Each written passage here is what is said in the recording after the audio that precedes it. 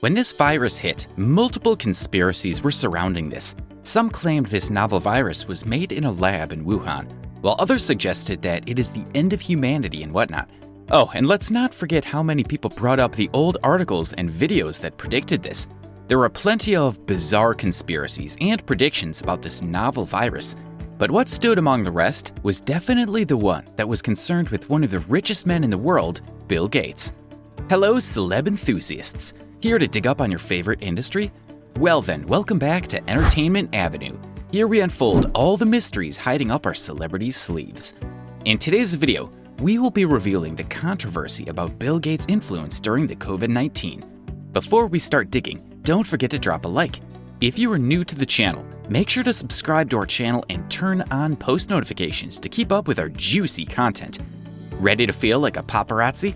Then hop on our train and remember to stay tuned till the end to have your minds blown away. A billionaire, one hideously peculiar with the sleek TED Talks microphone on his lip, carrying his own frame. The man himself, Bill Gates, laughs in Vancouver, British Columbia, as he rolls a heavy industrial barrel through a stage. However, there is more to a smile than good humor. We had seen it before. It's a flashback, not a punchline. The kind of phrase that a hyperactive student might attempt to disguise until the reply is yelled. Mr. Gates knows something that we are not aware of. Very cautious of the inefficiency he was displaying, it doesn't take long for him to let us all in. And then he starts to explain the barrel story he carried as a prop on the stage. He said that when he was a kid, his family would stock a basement barrel with cans of food and water, fearing that there would be an apocalyptic fallout due to the nuclear attack. Heh, it even turns out billionaires had some weird childhood stories like us. Anyways, back to what Bill Gates was saying. He then tells the fascinating audience, if anything kills over 10 million people in the next few decades, it's most likely to be a highly infectious virus. It is doubtful for his clan not to be prepared enough to stop a global public health catastrophe. However, he tells the audience, we're not ready for the next epidemic. Hold up, did I mention that this video is not this year, and Bill Gates wasn't referring to COVID-19? No, this video was from Bill Gates' appearance in the TED Talks 5 years back in March 2015. But I'm assuming you know this, or you have heard this somewhere, which explains why you're here. You are yet another person here who has heard many theories that suspected Bill Gates of inventing this virus to advance his foundation's interest called the Decade of Vaccines in the 2010s.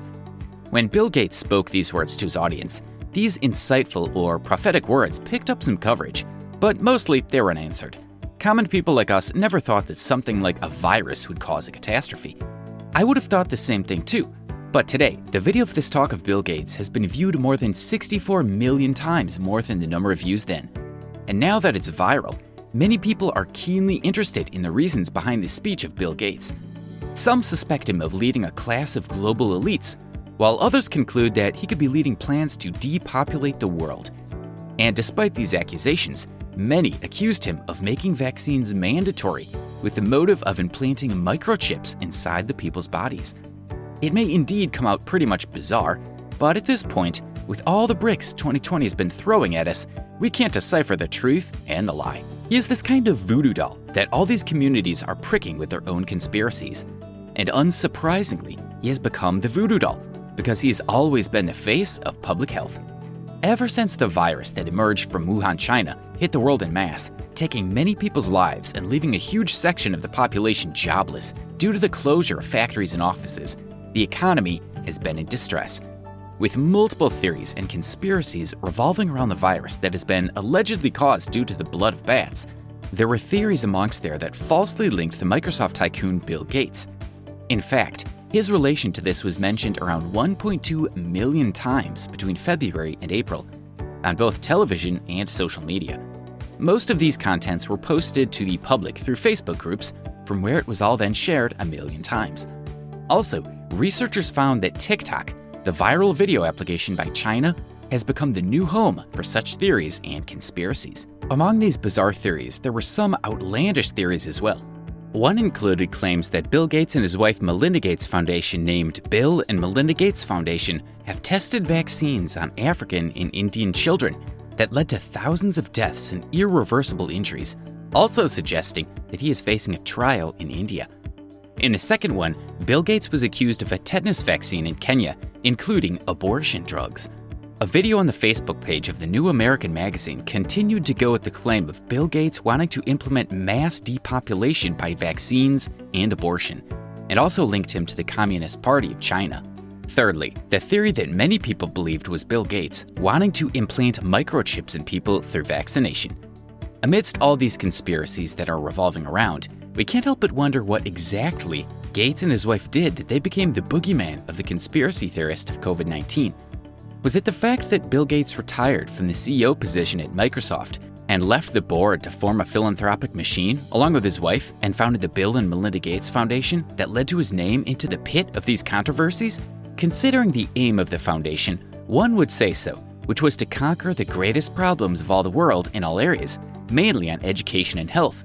The foundation, headquartered in Seattle, will contribute more than $15 billion to this latter cause over the next 2 decades. Dr. Christopher Murray, the Institute for Health Metrics and Evaluation Director, says the Gates Foundation is, in many senses, the major actor in global health.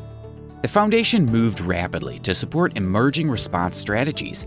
It established a therapeutic accelerator to streamline research into COVID-19 therapies and clinical trials. Also collaborated with the Serum Institute of India to plan the delivery of $3 vaccine shots to low and middle-income countries. Rumor has it that Bill Gates agreed to this proposal by Adar Poonawalla, the chief executive of the Serum Institute of India, because Gates and Poonawalla had known each other for years. The foundation also sponsored local campaigns, including public health, Seattle and King County, to curb the virus in and around Seattle. In total, the foundation has contributed more than $500 million to the global response of COVID-19 during the initial months of the pandemic. In an interview about this, Bill Gates said, "We know how to work with governments. We know how to work with pharma. We thought about this scenario. We need, at least in terms of expertise and relationships, to play a very, very key role here." When the news of the vaccine's approval came in, there was the question of how to immunize much of the world population, which took an added urgency. However, within 9 months of the approval of this, the vaccine, known as COVAX's success, is not yet certain. Even though 3 companies have promised to deliver the vaccines, it's not known whether the vaccine would be effective or not. Another problem is the difficulty in securing billions of affordable and timely doses, since the US and other developed countries have cut aside separate deals for their citizens. Gates has held online roundtables with drug company executives in recent months. He had made financial responsibilities from world leaders. He also fully supported Dr. Anthony Fauci, the nation's leading infectious disease expert and a long-standing partner on vaccine initiatives. And to support jobs with the vaccination campaign, his foundation has given millions of dollars to McKinsey & Co. consultants. If the program, funded by Gates' wealth and attention, succeeds in helping protect the world's poor from a virus that has killed more than 1.3 million people, it'll reinforce the tactics that it has pursued through its philanthropy, including opportunities for pharmaceutical companies. Putting an end to all these controversies about him, Bill Gates, in an interview, said, "In a way, it's so bizarre, you almost want to see it as something humorous, but it's really not a humorous thing." He further announced that he was never involved in microchip type of things. He went on to tell that which kid has taken the vaccines and which have not are all recorded in a data system, which is later used to track that, and there was no involvement of microchips. Bill Gates called these kinds of conspiracies concerning, since these would eventually discourage many people from getting the vaccines against a disease. The chief executive of Bill and Melinda Gates Foundation also responded to this by saying it was distressing that people were spreading lies instead of coming together to save lives. Bill Gates has himself criticized the US government's response to the pandemic by claiming, "We did not act fast enough to have an ability to avoid the shutdown." It seems like Gates is doing his part in stopping this virus now, after brushing off all the controversies. Only time will tell if he truly succeeds in this. And that was all for today's video. I'm hoping you have cleared up all your doubts about Bill Gates. Let me know what you think of this, and don't forget to check out our latest videos. See you soon and stay safe.